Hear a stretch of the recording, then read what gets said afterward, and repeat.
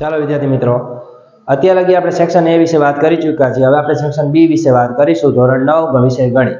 Okay વિદ્યાર્થી મિત્રો, તે પહેલા જો તમે મારી ચેનલમાં નવા હોય તો ચેનલને સબસ્ક્રાઇબ કરો, લાઈક કરો અને તમારા જેવા ધોરણ 9 ના વિદ્યાર્થી સુધી એને આગળ વધારતા રહેજો. ઓકે વિદ્યાર્થી મિત્રો, જેથી કરીને અમને પ્રોત્સાહન મળશે અને તમે પણ દાખલાઓ આરામથી શીખી શકશો. ચલો શરૂઆત કરીએ કે વિભાગ બી ની અંદર તમારે 17મા નંબરનો દાખલો આવશે કે કિંમત શોધો. તો આવી રીતે તમને આપ્યું છે કે પંચમૂળ છે 243 નું આપણે વર્ગમૂળ કાઢવાનું છે. ઓકે, મતલબ પંચમૂળ કાઢવાનું. તો સૌથી પહેલું કામ આ સાઈડમાં અવયવ પાડ નાખવાનો 243. રેડી? એટલે ખબર પડે આપણે 3 વડે ભાગાલ 3 × 2 = 24, 3 × 3, હજી 3 વડે ભાગાલ છે 27, 3 × 81, હજી 3 વડે 3 × 3 = 9, હજી 3 વડે 3 × 3. એટલે કેટલા આવ્યા? તો 3 ની 5 ઘાત આવી. રેડી? એટલે આપણે આનું પંચમૂળ કાઢ્યું એટલે કેટલા આવશે? 3 ની 5 ઘાત કાઢી નાખી. એનો મતલબ 3 ની કેટલી આવશે? -3. જો આ રીતે 5 ઘાત હોય ને તમને ન ખબર પડે તો આ જોઈ લેવાનું. તો આ શું આવશે? 3 ની 5 ઘાત અને એની -3 ઘાત. હવે પંચમૂળ કાઢો ને એટલે આ નીકળી જાય ને આ નીકળી જાય. ઓકે, કેમ વર્ગમૂળ કાઢતા હતા? તો 3 ની કેટલી આવી? -3 ઘાત. હવે માઇનસ હોય એટલે 1 ના છેદમાં લખો એટલે પ્લસ થઈ જાય. એનો મતલબ 1 ના છેદમાં 3 × 3 × 3 એટલે 1 ના છેદમાં શું આવશે? 27. આ તમારો જવાબ. રેડી? હવે એવી જ રીતે તમને 18મો દાખલો આપ્યો છે કે x - a 4x² + 3x² - 4x + k નો એક અવયવ હોય તો k ની કિંમત શોધો. તો આપણે શું કરવાનું? સૌથી પહેલું કામ તો અહીં લખ નાખી px = 4x³ + 3x² - 4x + k. જો આ તમને x - 1 આપ્યા હોય તો x = 1 લેવાના. જો આ x + 1 આપ્યા હોય તો -1 લેવાના. એટલે આપણે 1 લેશું. તો ચલો 4 એમનેમ 1³ + 3 1² - 4 + k.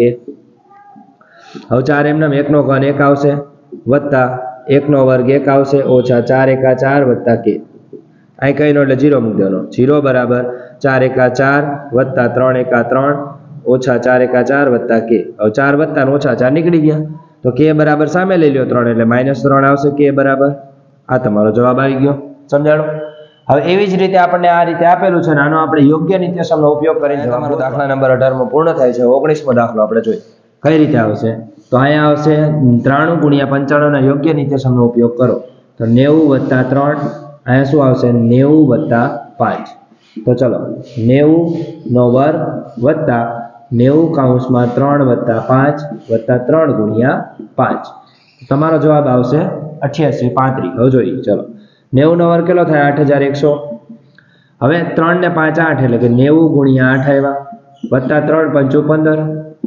હવે આ કેટલા આવ્યા? 8100 + 720 + 15 એટલે કેટલા આવશે? 8835. આ તમારો જવાબ. રેડી?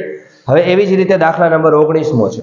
જો x = 2 હોય y = 1 હોય એ સમીકરણ 2x + 3y = 1 નો એક ઉકેલ છે તો k ની કિંમત શોધો. તો x = 2 કીધા ને y બરાબર કીધા તો આપણે સમીકરણ લખ નાખી. સમીકરણ શું આપ્યું હતું? તો 2x + 3y = શું આપેલા છે? k. રેડી? હવે માની લો x ની જગ્યાએ 2 મૂકી દેવાના છે અને y ની જગ્યાએ 1 મૂકી દેવાના છે બરાબર k. તો 2 × 2 = 4 અને 3 × 1 = 3 k. તો k બરાબર શું આવશે? 7. જોઈ લેજો. હવે આના પછીનો દાખલો આપણે આગળ જોઈએ. ઓકે, આયા તમે આ 19 દાખલા લખી લેજો, સ્ક્રીનશોટ પાડી લેજો અને આ દાખલા મોસ્ટ ટાઈમ છે, પરીક્ષામાં પૂછવાની સંભાવના છે. ઓકે, ચાલો વિદ્યાર્થી મિત્રો, હવે આપણે એના પછીનો દાખલા નંબર 20 તરફ આગળ વધીએ. આપેલ દ્વિચલ સુરેખ સમીકરણને પ્રમાણિત સ્વરૂપમાં લખો એટલે કે ABC વચ્ચે દર્શાવવાનું છે. તો શું કરવાનું? જો સૌથી પહેલા સમીકરણ આપ્યું છે એ સમીકરણને આપણે એમને લખ નાખીએ અને આ 10 છે ને આ બાજુ લઈ લો. રેડી? હવે એનો મતલબ શું કે તમારું સમીકરણ તમને ખબર x² + bx + c = 0. એટલે x² ની આગળ જે હોય મતલબ અહીંયા શું છે? x અને y ને આપેલા છે ને. તો આપણને માની લો કે x અને y ને આપેલા તો આપણે શું ગણવાનું કે આ તમારું પહેલું પદ આવશે a, b અને તમારું શું આવશે? c એટલે કે છેલ્લું પદ. એટલે a બરાબર તમારું શું આવશે? આ રીતે લખ્યો કે ax + by + c. રેડી? તો એનો મતલબ a બરાબર શું આવશે? તો 1 અહીંયા કઈનો ડેક ગણાય. b બરાબર મતલબ b બરાબર શું આવશે? તો -5 અને c બરાબર શું આવશે? -10. સમજાણું? ખાલી આટલું જ તમારે કરવાનું, બીજું કંઈ કરવાનું નથી. ચલો આગળ જોઈએ. હવે AOB અને BOC રેખિક જોડના ખૂણા હોય તથા AOB જેમ BOC = 3/2 હોય તો AOB અને BOC શોધો. રેડી? તો કંઈ નથી કરવાનું. જો રેખિક જોડના ખૂણા હોય એટલે બંનેનો સરવાળો કેટલો થાય? તો બંનેનો સરવાળો થશે 180. રેડી? હવે માની લો તમારે AOB ગોતવા છે તો બીજું કંઈ નહીં કરવાનું. AOB બરાબર શું કરવાનું? 180 ને 3/5 એટલે બંનેનો સરવાળો કરી નાખો. તો 5 તેરી 15 કેટલા વધ્યા? 3 વધ્યા. 5 6 30 અને 36 તેરી 6 તેરી 18 800 વધી પડી 1 3 તેરી 9 ને 1 10 108 આવ્યા. હવે BOC તમારે ગોતવા છે તો એમાં એવી જ રીતે 180 ગુણ્યા 2/5 તો અહીંયા કેટલા આવશે? 36 આવશે ને 36 દુ કેટલા આવશે? 72. AOB બરાબર 108 ને BOC બરાબર 72. સમજાણું? ચલો આગળ જોઈએ. 21મો દાખલો. ખૂણો P અને Q કોટી કોણ છે તો P બરાબર આપેલું છે 3x + 15 અને Q બરાબર આપેલું છે x + 7. તો P અને Q શોધો. તો ચલો આપણે જોઈએ કે કોટી કોણ હોય એટલે હંમેશા યાદ રાખવાનું કે બંને ખૂણાનો સરવાળો કેટલો થાય? 90. હવે આનું માપ તમને આપ્યું છે 3x + 15 અને આનું માપ આપેલું છે x + 7 બરાબર 90.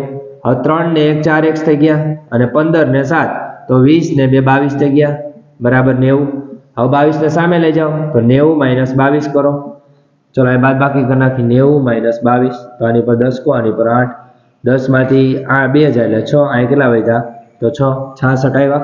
એનો મતલબ 4x બરાબર 66. સમજાણું? ફરીથી એકવાર 10 માંથી 2 સોરી મિસ્ટેક થઈ ગઈ. 10 માંથી 2 જાય એટલે 8 આવશે ને અને અહીંયા આવશે 6 એટલે 68 આવશે. Sorry okay.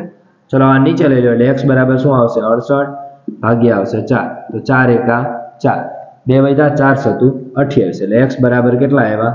17. આ તમારો જવાબ. રેડી? ચલો એના પછી છે હવે ત્રિકોણ PQR માં PQ બરાબર PR છે મતલબ PQ બરાબર PR છે તો Q બરાબર 45 હોય તો R બરાબર અને P બરાબર શોધવાનું. મતલબ આ બે ખૂણાના માપ શોધવાના.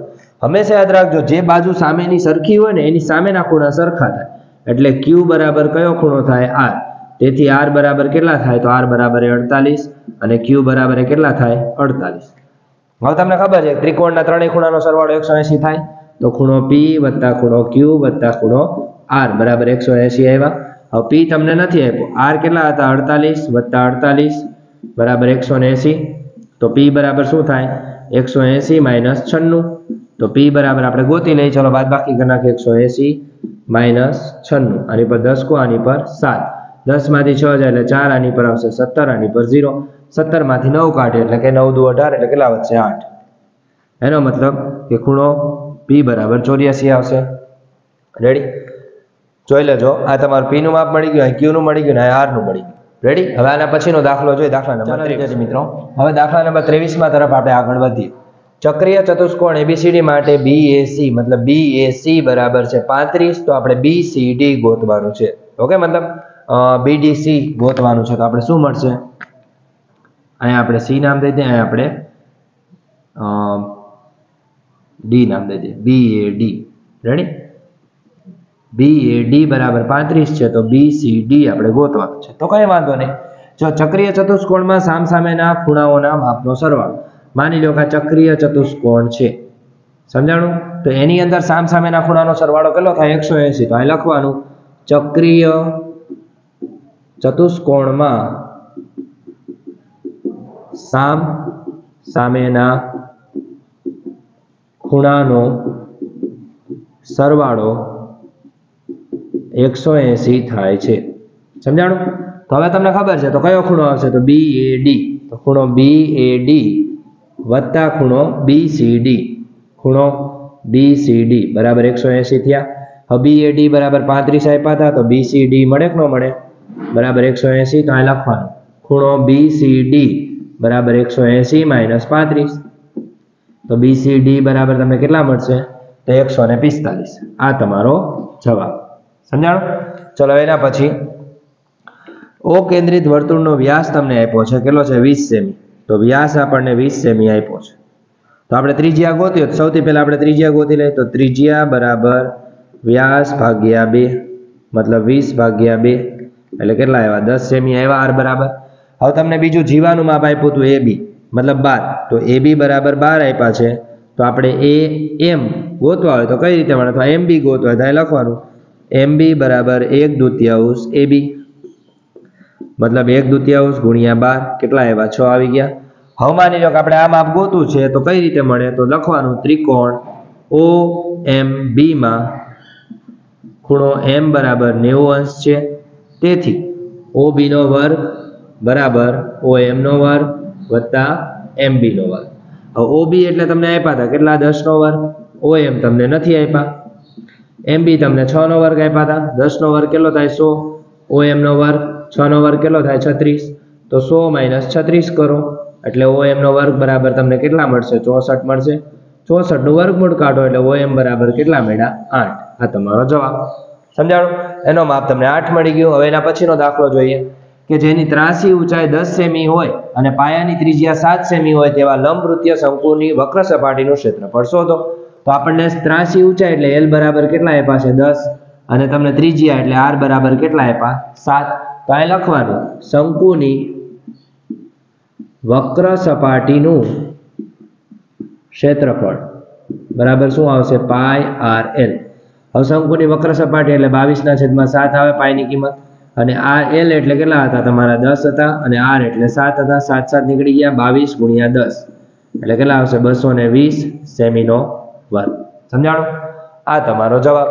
હવે એના પછી 7 સેમી ત્રિજ્યાવાળા ગોળાનું ઘનફળ શોધો. તો ચલો ગોળાનું ઘનફળ શોધીએ. તો R બરાબર 7 આપ્યા છે તો અહીં લખવાનું ગોળાનું ઘનફળ બરાબર 4/3 પાઈ R નો ઘન. 4/3 એમ નામ પાઈની કિંમત 22/7 અને R એટલે કેટલા આવશે 7 × 7 × 7 તો 7 7 નીકળી ગયા 4 × 22 × 7 × 7 છેદમાં શું આવ્યા 3 આવ્યા. હવે આપણે પેલા બધાનો ગુણાકાર કરી નાખીએ તો 22 ચોક 88 77 49 તો 88 × 49 0 4 8 32 નો બગડો વધી પડી 3 4 8 32 33 34 35 35 વત્તા 9 8 72 નો બગડો વધી પડી 7 8 9 72 ને 7 ઓકે તો કેટલા થશે 79 ઓકે 72 + 7 કેટલા થશે 79 ના 79 મૂકી દેવાના રેડી. ચલો 2 9 ને 11 નો એકડો વધી પડી 1 7 5 12 ને 13 નો તકડો વધી 1 કેટલા આવશે 4312 એના ભાગ્યા 3 કરવાના તો 4312 ભાગ્યા 3 કરીએ તો 3 એકા 3 1 વધ્યા 3 ચોક 12 1 વધ્યા 3 તેરી 9 2 વધ્યા 3 સતુ 21 1 વધ્યા 9 પોઈન્ટ મૂકી 0 નીચે ઉતારી શકો તો 3 તેરી 9 1 વધ્યા એટલે 3 3 3 3 રિપીટ થતા રહ્યા એટલે એનો જવાબ શું આવે 1437.33 અને આ રીતે ન લખો અને પોઈન્ટ પછીના આંકડા તમારે નથી લખવા અહીંયા તમારે અટકી ગયા છો માની લ્યો તો આપણે શું કરવાનું તો આને આ રીતે લખી શકો અપૂર્ણાંકમાં કે 1437.1/3 સેમીનો ઘન આ રીતે લખી શકો. બે રીતે જવાબ સાચા પડે. સમજાણું? જોઈ લેજો, સ્ક્રીનશોટ પાડી લેજો દાખલાઓનો. અને હવે આના પછીનો દાખલો જોઈએ દાખલા નંબર 26. ઓકે મિત્રો, હવે 26મો દાખલો છે કે નીચે આવૃત્તિ વિતરણને કોષ્ટક અને સતત આવૃત્તિ વિતરણના કોષ્ટકમાં રૂપાંતરિત કરો. હવે જો આપણને વર્ગ આપેલા છે 0 થી 4 5 થી 9 10 થી 14 15 થી 19 20 થી 24 25 થી 29 ત્યારબાદ એની આવૃત્તિ આપી 5 7 11 14 9 અને 7. હવે શું કરવાનું સૌથી પહેલા તો આપણને જે વર્ગ આપ્યા છે એમાં તમારે જો આને તમારે સતતમાં ફેરવવા હોય તો આમાંથી 0.5 કાઢવાના અને આમાં 0.5 ઉમેરવા. હવે 0 માંથી 0.5 કાઢો એટલે -0.5 વધે અને 4 માં 0.5 ઉમેરો એટલે 4.5 થયા. આમાંથી કાઢો એટલે 4.5 આવશે અને અહીંયા શું આવશે 9.5. આમાંથી કાઢો એટલે 9.5 આવશે અને અહીંયા શું આવશે 14.5. ત્યારબાદ અહીંયા આવશે 14.5 અને અહીંયા આવશે 19.5. અહીંયા આવશે 19.5 અને અહીંયા આવશે 24.5. અહીંયા આવશે 24.5 અને અહીંયા આવશે તમારે 29.5. સમજાણું? હવે આપણે આવૃત્તિ લખ નાખી. પહેલાની 5, બીજાની 7, પછી ત્રીજાની 11, 14, પછી 9 અને 7. સમજાણું? ચલો આ રીતે આપણને આવૃત્તિ આપેલી છે. સમજાણું? જો ફરીથી એકવાર કહી દઉં કે સતત આવૃત્તિ વિતરણમાં તમારે ફેરવવાનું તો પહેલા વર્ગ જોવાના કે અહીંયા જે વર્ગ રહ્યા એ બધા સરખા છે કે નહીં, કે આની ઉર્ધ્વ સીમા આની અધર સીમા છે કે નહીં. જો ન હોય તો શું કરવાનું તો અધર સીમા બિંદુ એટલે કે આ બિંદુમાંથી 0.5 કાઢવાના અને આ બિંદુમાં 0.5 ઉમેરવાના. આ બિંદુમાંથી 0.5 કાઢવાના, આ બિંદુમાં 0.5 ઉમેરવાના. આ જ વસ્તુ તમારે બધા વર્ગમાં કરવાની એટલે તમને આરામથી એનો જવાબ મળી જશે. ઓકે વિદ્યાર્થી મિત્રો, અહીંયા તમારો સેક્શન બી પૂર્ણ થાય છે. જો તમે મારી ચેનલમાં નવા હોય તો સબસ્ક્રાઇબ કરો, લાઇક કરો અને તમારા જેવા ધોરણ 9ના વિદ્યાર્થી સુધી એને શેર કરો. ઓકે વિદ્યાર્થી મિત્રો, થેન્ક યુ સો મચ. જય હિન્દ, જય ભારત.